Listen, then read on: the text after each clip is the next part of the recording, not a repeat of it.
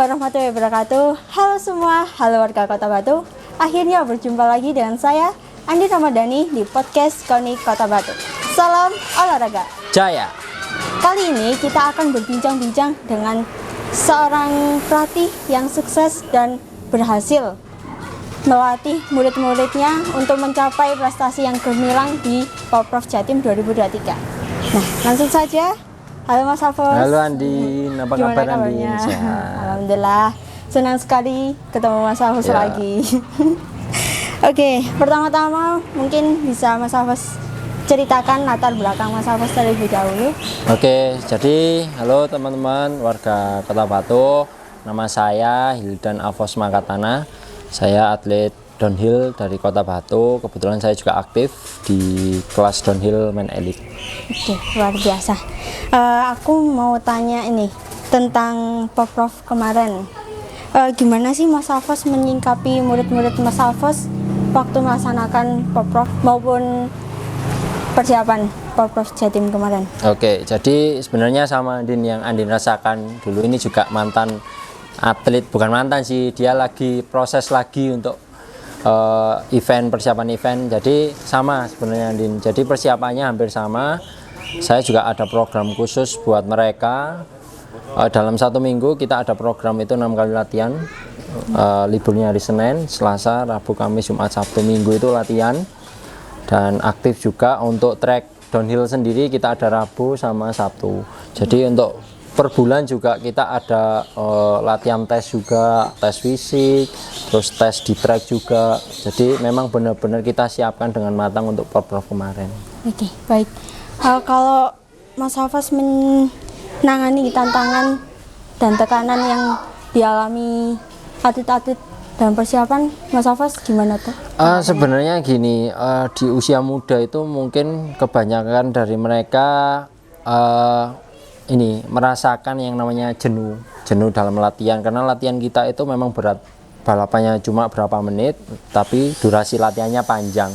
Oke, jadi gini Din, untuk persiapan sendiri sebenarnya sudah matang, dan kita latihan satu minggu 6 kali, Selasa sampai hari Minggu, dan ada setiap bulannya ada progres buat latihan, tes fisik, lalu time juga buat downhillnya. Jadi memang persiapannya sangat matang.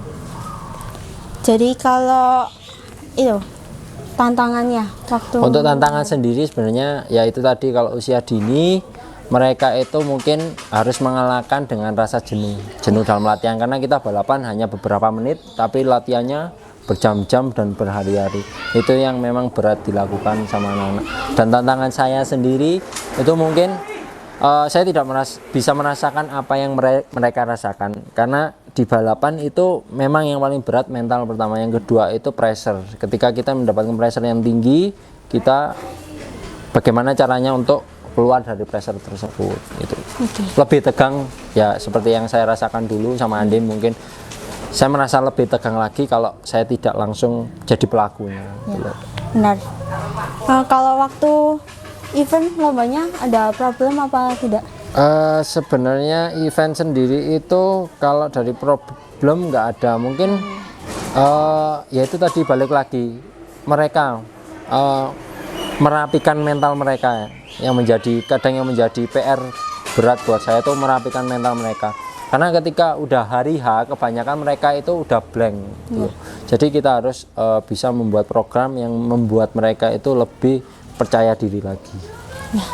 Oh iya, tadi belum tanya, yang berangkat berapa atlet? Kemarin itu kita berangkat ada 3 cewek, 3 putri, terus ada 1, 2, 3, 4, 5 putra, kurang lebih 8 atlet. Mungkin bisa Mas Hafos ceritakan kisah sukses waktu Poprov Jatim kemarin? Saya juga tidak menyangka anak bisa mendapatkan medali sebanyak itu, karena saya lihat juga ini menjadi medali terbanyak di balap sepeda. Kemarin kita mendapatkan berapa 3 medali emas apa berapa ya, 3 medali emas, 1 medali perak, 1 medali perunggu, 5 medali. Itu sebagai sejarah. Saya nggak nyangka sih, saya nggak berpikir sebanyak itu medali yang kita dapatkan, karena lihat kondisi kita saat itu memang mungkin berat mendapatkan medali, sedangkan kota-kota yang lain lebih siap. Iya. Gitu loh. Tapi yang pertama saya yakin sih, saya sendiri yakin, anak yakin, ya alhamdulillah pencapaiannya bisa Alhamdulillah. didapat. Peningkatan yang makin membaik ya Mas dari Iya, tahun sebelumnya. dari sebelumnya Andin perak kan. Ya, alhamdulillah. Oke, kan ini kondisi lagi lomba. Nah, pastinya Mas Hafaz ini sedang mengikuti lomba di event Java Java Series. Series. Nah, Mas Hafaz gimana sih melaksanakan peran ganda menjadi atlet dan menjadi pelatih buat murid-murid Mas Hafaz? Ya sebenarnya kalau udah hari H seperti ini, saya kembalikan ke atlet tersebut. Jadi saya hanya bisa merapikan program mereka. Kalian harus begini, apa yang harus kalian lakukan saat persiapan lomba. Jadi untuk hari H sendiri saya kebanyakan lepas. Tinggal ngontrol aja, kamu kurangnya di sini, perlu tambahin ini, itu aja sih. Saya nggak harus ikut follow mereka, nggak harus. Jadi tinggal kontrol aja, ngelihat, berhenti, mungkin per section latihannya, koreksinya di situ aja. Karena saya sendiri juga membawa tim. Tuh. Yeah. Kalau itu membagi waktu melatih dan latihan buat Mas Hafaz sendiri. Nah kebetulan di sini saya membaginya itu, saya ada 2 kelas. Untuk yang Hafaz Katana Family itu ada 2. Yang senior itu pagi, terus yang junior itu setelah pulang sekolah jam 4 sore. Kalau yang pagi kita start mulai jam 8. Nah itu waktu saya juga gabung latihan sama mereka gitu loh. Gitu. Itu sih. Oh ya, mau tanya tadi kan Mas Hafaz menyebutkan Hafaz Katana Family. Kan pendengar belum tahu. Mungkin bisa diceritakan Mas Hafaz tentang Hafaz Katana Family? Oke, jadi warga Kota Batu, saya juga ada akademi namanya Hafaz Katana Family. Di sini tujuan kita akan mendidik putra-putri terbaik Kota Batu, khususnya balap sepeda di bidang downhill, BMX.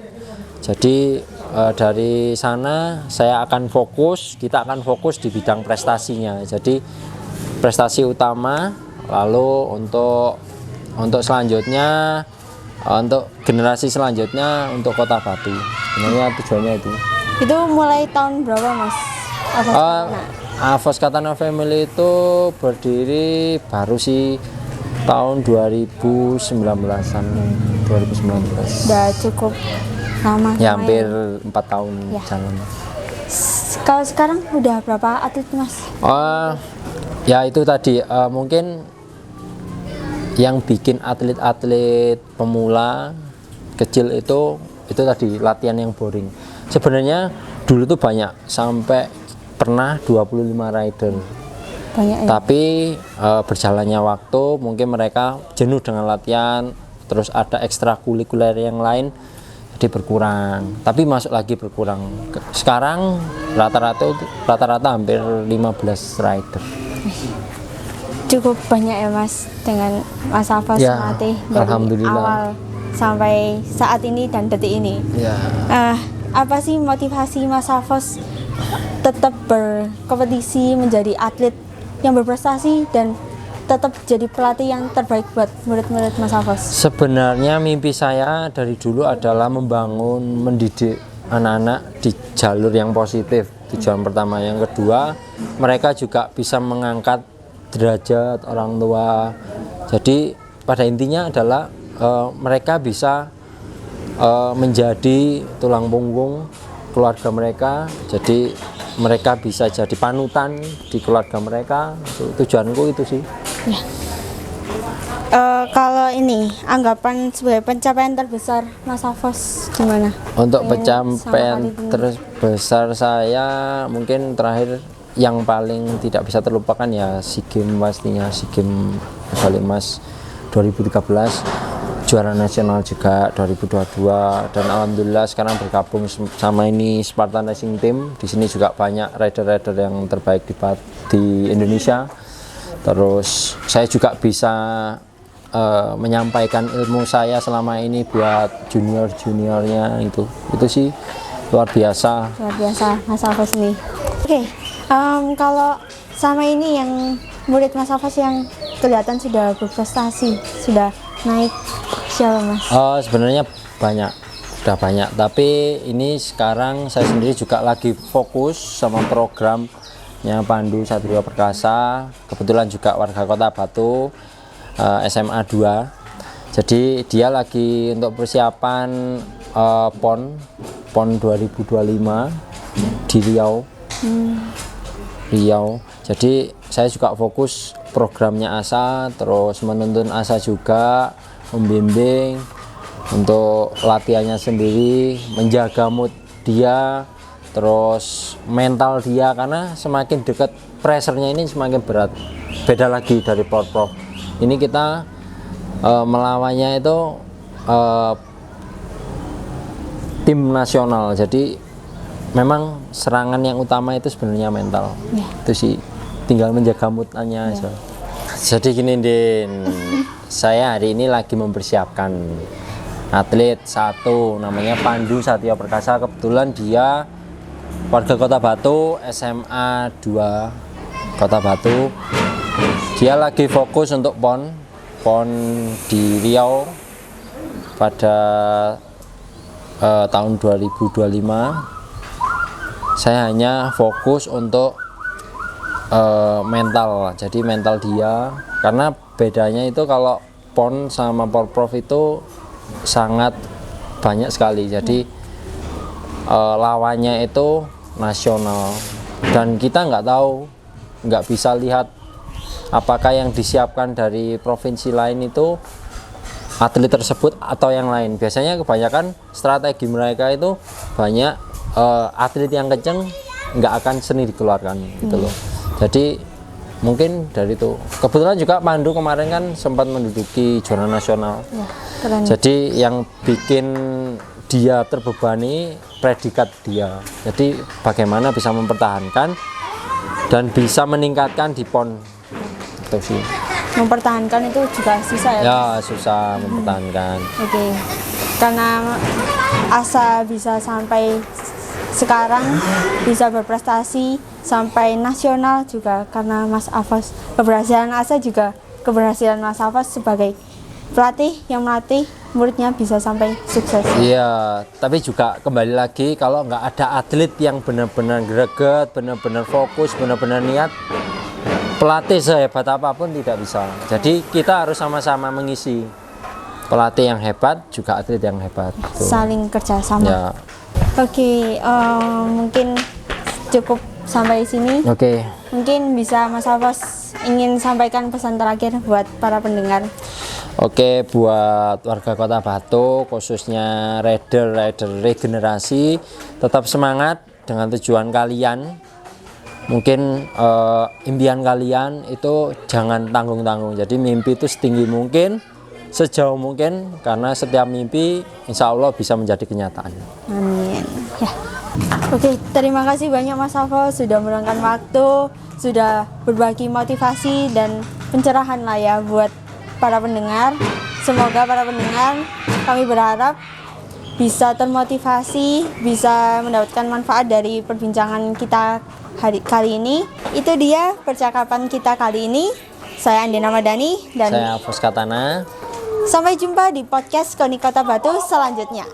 Sampai jumpa, salam olahraga. Jaya.